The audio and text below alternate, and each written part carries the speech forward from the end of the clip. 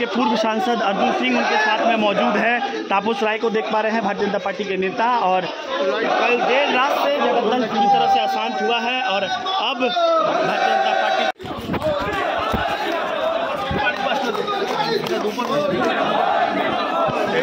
Live तस्वीरें जागो Bharat news के माध्यम से दिखा रहे हैं। भारतीय जनता पार्टी के कई नेता, जिला प्रेसिडेंट से लेकर के कई नेता मौजूद हैं।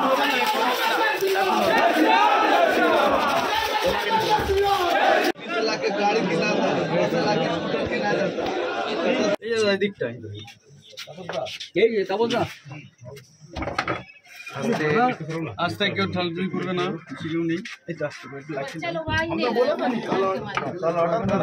ए दादा की तपस्या से घर के अंदर आकर मार दिया हम लोग तू भीतर जाओ ना मानो ना रुको जाओ घर के अंदर के गिरा है ऊपर से गिरा बाहर से ऐसा चल रहा उधर में ब्लास्ट किया ताजू जी सब फूट गया देखिए अब बच्चे लोग आ रहे हैं 10 आदमी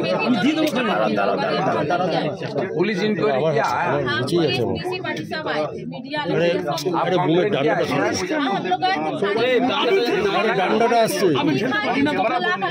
अरे एफआईआर नहीं हुआ ना। मोबाइल बिल तो लिख रहा था पुलिस, मोबाइल के नाम एफआईआर करना पड़ेगा। বিষয়টা হচ্ছে মাননীয় অর্জুন সিং বিজেপির বলিষ্ঠ নেতা এবং প্রাক্তন সাংসদ এবং ভাটপাড়া তার দুর্গ বা বিজেপির দুর্গ, এখানকার এমএলএ পবন সিং, এরা একটি নির্দিষ্ট সম্প্রদায়ের গুন্ডাদের নিয়ে যাদের নামে লিখিত অভিযোগ হয়েছে, এই অর্জুন সিংজির বাড়ি মজদুর ভবন এবং এই এলাকায় মূলত বিজেপির সমর্থক সনাতনীদের রামনবমীর আগে আতঙ্কিত করার জন্য, যেহেতু অর্জুন সিংজি কয়েকদিন আগে বলেছেন এবারের রামনবমীতে পূর্বের সব রেকর্ড ভেঙে 4 লক্ষ হিন্দু লোক ধ্বজ নিয়ে বেরোবে, তাই খুব পরিকল্পিতভাবে আজ থেকেই সন্ত্রাস করেছে এবং এখানে তৃণমূলের চোর গুন্ডাদের প্রোটেকশন দেওয়ার জন্য মমতা ব্যানার্জি একটা পুলিশের আউটপোস্ট করে রেখেছেন। সেই আউটপোস্টের পাশেই একটা মজদুরের বাড়িতে বোম মারা হয়েছে। খুব সাধারণ খেটে খাওয়া মানুষজনের উপরে আক্রমণ করা হয়েছে, প্রাণহানির ঘটনা ঘটতে পারত। তারপরে এই মামলাকে উল্টে অর্জুন সিংজি বা তার সমর্থকদের ফাঁসানোর জন্য এফআইআর হওয়া দোষী লোকেদের এখনো গ্রেপ্তার না করে উল্টো দিকে অর্জুন সিংজিকে বিগত 19 সাল থেকে 100-র বেশি মামলা করেছেন, ওনাকে সুপ্রিম কোর্ট হাইকোর্ট প্রোটেকশন দিয়েছে। গত লোকসভা নির্বাচনের পর থেকে ওনার হাউসওয়াইফ এবং ওনার পুত্রকাম এমএলএ পবন, যার কোনো শত্রু আছে বলে তল্লাটে, আপনারাও জানেন না, আমিও জানি না।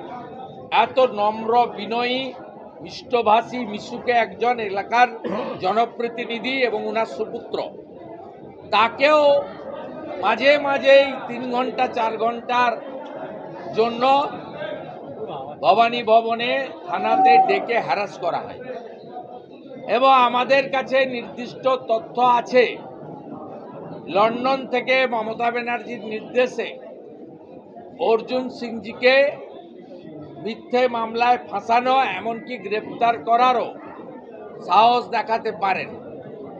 আমি বিরোধী দলনেতা হিসেবে আমাদের এই সাংগঠনিক জেলার সভাপতি মনোজ ব্যানার্জি, রাজ্যের নেতা তাপস রায়, এলাকার এমএলএ পবন সিং পরিষ্কার হুঁশিয়ারি দিয়ে যেতে চাই, অবিলম্বে যে নির্দিষ্ট লোক ফিরোজ সাদ্দাম, যাদের নামে এফআইআর হয়েছে, যদি গ্রেপ্তার না করেন তাহলে আমরা কমিশনারেট ঘেরাও যেমন করব, অর্জুন সিংজিকে যদি উত্ত্যক্ত করা হয়, গ্রেপ্তারের চেষ্টা হয়, আমরা ব্যারাকপুর শিল্পাঞ্চল জুড়ে বন্ধ হরতালের দিকেও যেতে বাধ্য হব। আমরা বিগত দিনে সুপ্রিম কোর্ট এবং হাইকোর্টের লড়াইতে অর্জুন সিংজিকে পূর্ণ আইনি সাহায্য দিয়েছি।